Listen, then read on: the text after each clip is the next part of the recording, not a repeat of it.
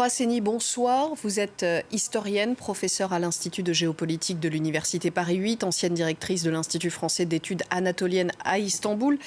Alors, on l'a entendu, la raison de cette visite, elle est essentiellement économique. Les exportations turques vers l'Arabie saoudite ont chuté de plus de 90% depuis l'assassinat de Jamal Khashoggi. La Turquie ne peut pas se passer plus longtemps de ce partenaire économique ? La raison économique n'est pas la seule. C'est la raison principale, certes, mais ce n'est pas la seule. En fait, les relations entre l'Arabie saoudite et la Turquie sont les deux pays sont en foi depuis 5 ans. Il y a 5 ans, l'Arabie saoudite, l'Égypte, les Émirats se sont coalisés contre le Qatar en mettant un embargo sur le Qatar. Et la Turquie a été le seul pays à permettre au Qatar de contourner cet embargo.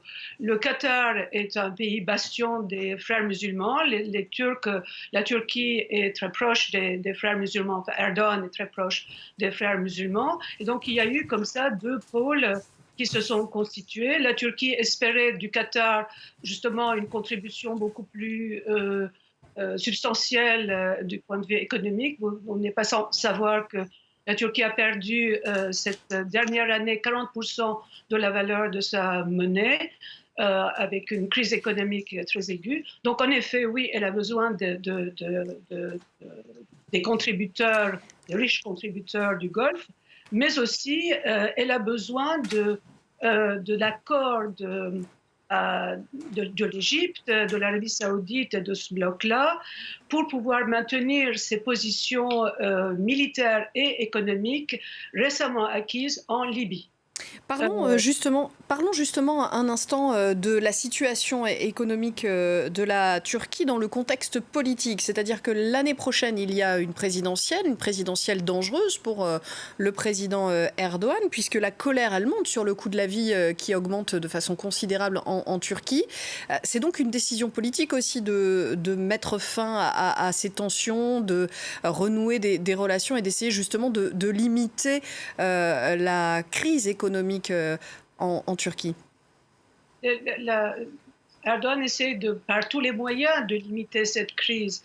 Mais en effet, il faut quand même aussi l'entendre dans un contexte plus large. Depuis l'élection de Joe Biden aux États-Unis, la Turquie a abandonné cette position de bravada qui l'ont mené à la frontière de la dissolution de ses alliances avec ses alliés traditionnels, l'OTAN, les États-Unis, l'Union européenne. Donc avec Biden, ça a changé et la guerre en Russie, la guerre de la Russie avec l'Ukraine lui a donné une occasion en or de redevenir un pays incontournable avec des livraisons d'armes donc à l'Ukraine, les fameux drones, en fermant le Bosphore et les Dardanelles aux navires de guerre. Elle est de nouveau entrée dans les bonnes relations avec l'OTAN, l'Union européenne. C'est un contexte qui est devenu contagieux, si vous voulez. La Turquie a comme volonté de rompre son isolement. D'ailleurs, le rapprochement avec les pays du Golfe est aussi un projet des États-Unis, comme c'est aussi une pression des États-Unis que la Turquie améliore ses relations avec Israël. Un En mot, effet, un mot, pardon, Nora Seni, de la condamnation cette semaine d'Osman Kavala en Turquie, l'homme d'affaires accusé d'avoir pris part au coup d'État manqué de 2016 contre Recep Tayyip Erdogan. Elle a aussi un rapport, cette condamnation, avec la volonté de Recep Tayyip Erdogan de faire en quelque sorte place nette avant la présidentielle de l'an prochain. Elle a surtout un rapport avec la volonté d'intimider et de épaissir une chape de plomb qui est déjà là sur la société civile turque, du point de vue politique, où personne ne bouge.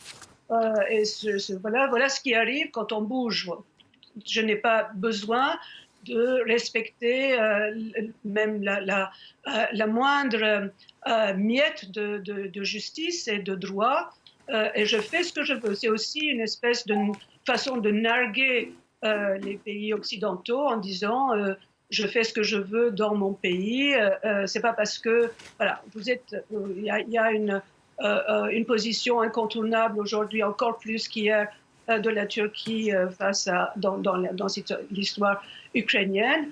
En effet, c'est une façon de préparer le climat des élections où il va y avoir une répression accrue, comme si, voilà, je ne sais pas encore ce qui peut ce qui Se passer. plus encore comme répression, parce que les journalistes, énormément de journalistes sont en prison. 80% de la presse, des médias sont contrôlés par des proches du président de la République.